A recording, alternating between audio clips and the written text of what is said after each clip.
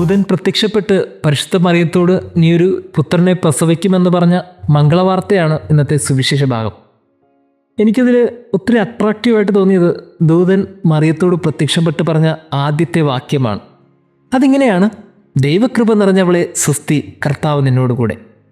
ഇതിനപ്പുറത്തേക്ക് വായിക്കാൻ തോന്നിയില്ല. അതിന് കാരണം, ദൂതൻ പ്രത്യക്ഷപ്പെടുമ്പോൾ നോർമലി പേര് വിളിച്ചൊക്കെ പറഞ്ഞാൽ മതിയായിരുന്നു.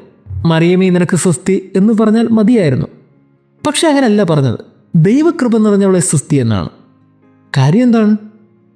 എനിക്ക് പെട്ടെന്ന് ഓർമ്മ വന്നത് പഴയ നിയമത്തിൽ സോദോം ഗൊമോറ നശിപ്പിക്കാനൊരുങ്ങിയ കർത്താവിനെയാണ്. കർത്താവ് തീരുമാനിച്ചു സോദോം ഗൊമോറ നശിപ്പിക്കണം. ഇത് വലിയൊരു ജനത്തിൻ്റെ നാശത്തിന് കാരണമാകുമെന്നറിയുമ്പോൾ അബ്രഹാം പോയി കരഞ്ഞ് നിലവിളിച്ച് പ്രാർത്ഥിക്കും. അവസാനം ഈ 50 പേരൊക്കെ ഉണ്ടെങ്കിൽ ഒന്ന് നശിപ്പിക്കാതിരിക്കുമെന്നൊക്കെ ചോദിച്ചു തുടങ്ങി അത് 10 പേരിൽ വന്ന് നിൽക്കുന്ന ഒരു സ്ഥിതിയുണ്ട്. അവസാനം കർത്താവും അബ്രഹാം തമ്മിൽ പിരിയുന്നത് 10 നീതിമാന്മാരുണ്ടെങ്കിൽ ഇനി ആ സോദോം ഗൊമോറ നശിപ്പിക്കില്ല എന്ന് പറഞ്ഞുകൊണ്ടാണ്. പക്ഷെ പിന്നീട് നമ്മൾ വായിക്കുമ്പോൾ മനസ്സിലാകും സോദോം ഗൊമോറ നശിപ്പിക്കപ്പെടും. അതിന് കാരണം 10 പേര് പോലും ഇല്ലായിരുന്നു. പക്ഷെ ഇവിടെ ആവശ്യം ഒരു നാടിൻ്റെ അല്ല, ഒരു ഭൂമിയുടെ മുഴുവൻ രക്ഷയാണ്.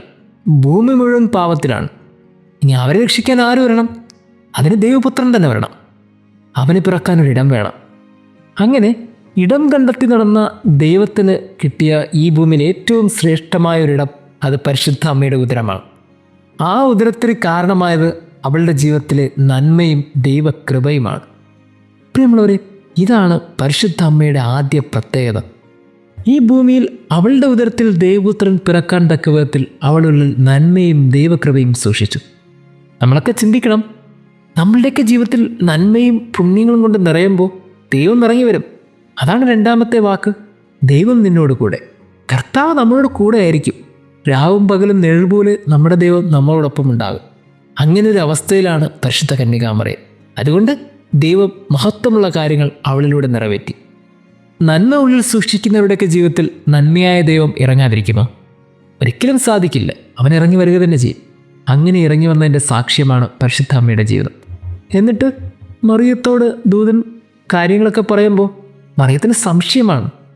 ചില സംശയങ്ങളൊക്കെ ഒരു സ്ത്രീക്ക് ഉണ്ടാകാതിരിക്കാൻ വകയില്ല.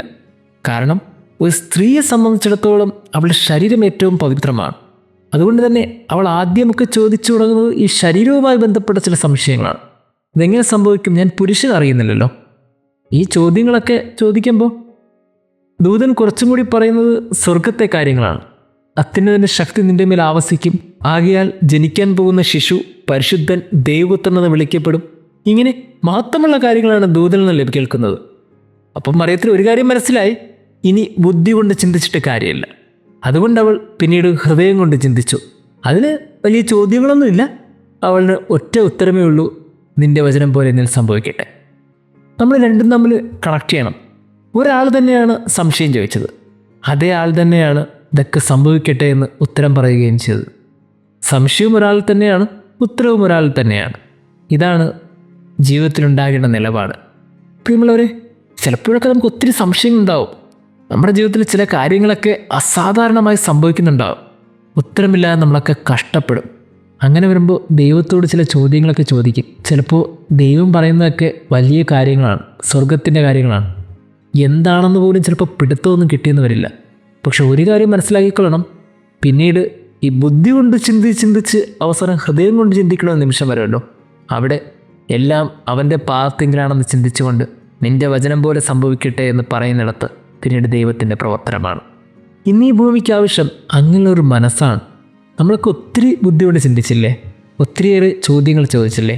ഒത്തിരിയേറെ സംശയങ്ങൾ ഉന്നയിച്ചില്ലേ? എവിടെയെങ്കിലൊക്കെ ഉത്തരം കിട്ടിയിട്ടുണ്ടോ? പ്രിയമുള്ളവരെ, എനിക്ക് തോന്നുന്നു ഈ ചോദ്യങ്ങൾ ചോദിച്ചും സംശയ നിവാരണത്തിൻ്റെ കാത്തിരുന്നതൊക്കെ അവിടെ ഇരിക്കട്ടെ. ഇനി കുറച്ച് സമയം ഹൃദയം കൊണ്ട് ചിന്തിക്കണം എന്ന് തോന്നുന്നു. അങ്ങനെ ഹൃദയം കൊണ്ട് ചിന്തിക്കുമ്പോൾ എല്ലാം ദൈവത്തിൻ്റെ പദ്ധതിയായിത്തീരും. പിന്നീട് ദൈവം നമ്മുടെ മുമ്പിൽ വെളിച്ചമായി നിൽക്കും. ആ വെളിച്ചത്തിൽ കൂടി നമ്മൾ നടക്കും, പരിശുദ്ധ അമ്മ നടന്നതുപോലെ. ദൈവം നമ്മെ അനുഗ്രഹിക്കട്ടെ.